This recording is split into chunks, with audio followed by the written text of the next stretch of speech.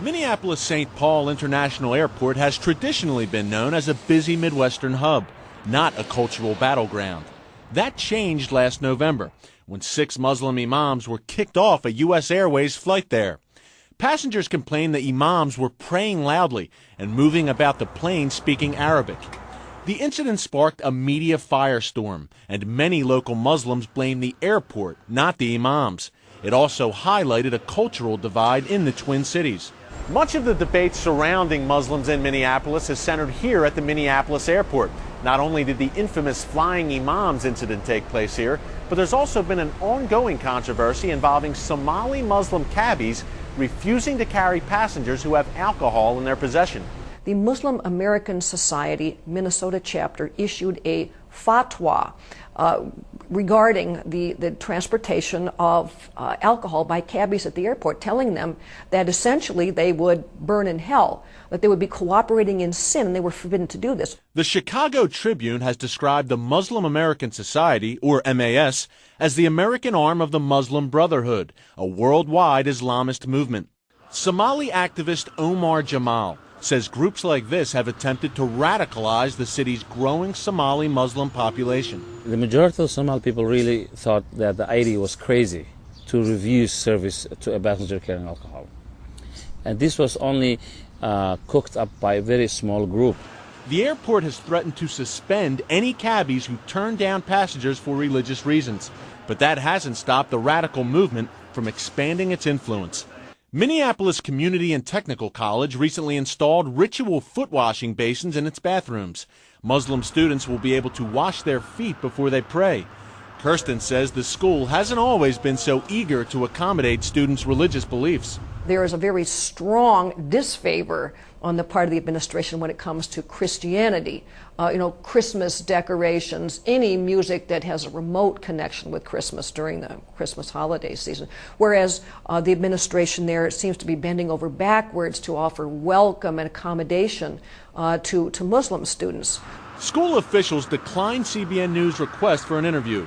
The school has been consulting with the Muslim Students Association's Accommodations Task Force on how to better serve its Muslim students. The MSA was founded by the Saudi government.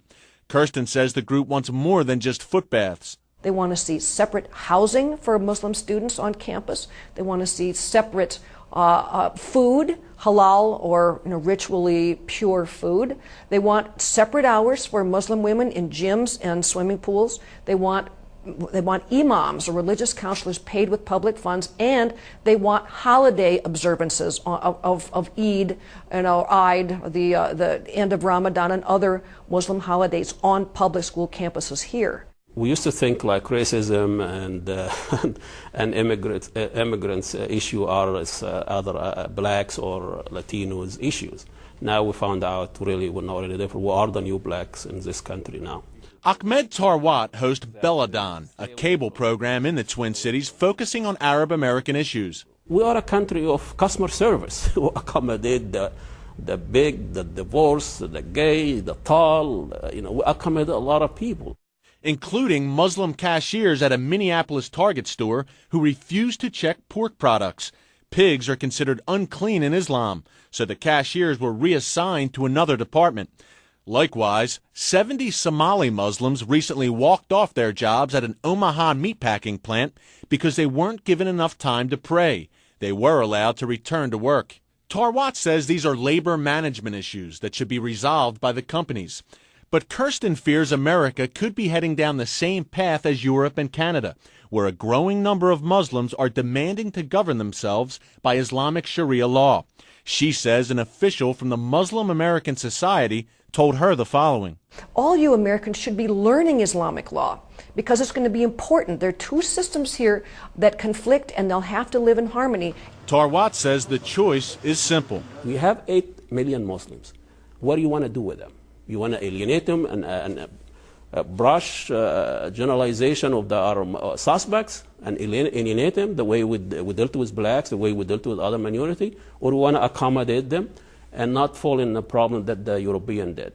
Muslim leaders here say that Minneapolis should serve as a model for other U.S. cities in its willingness to accommodate its Muslim minority. But critics say there's a fine line between accommodation and subjugation.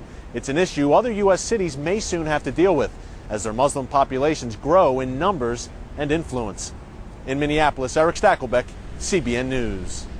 The question would be, ladies and gentlemen, if a million Christians want to go to Saudi Arabia and say, we want to pray, you can't pray in Saudi Arabia. You can't have religious literature in Saudi Arabia. You can't get together in Bible study groups in Saudi Arabia. As far as having special places for foot washing and all that, no way. You will abide by Sharia law because they're in control. Ladies and gentlemen, we have to recognize that Islam is not a religion. It is a worldwide political movement meant on domination of the world. And it is meant to subjugate all people under Islamic law. In the Quran, it says it very clearly. There are two spheres. One is the Dar al-Harb, which is the realm of war. The other is Dar al-Islam, which is that part that's under submission to Islam. There is no middle ground. You're either at war or you're under submission. Now, that's the way they think. Now, sure, over here, you've got Islam Light and you've got all these various things. But the idea is we don't want just accommodation. We want to take over, and we want to impose Sharia on you.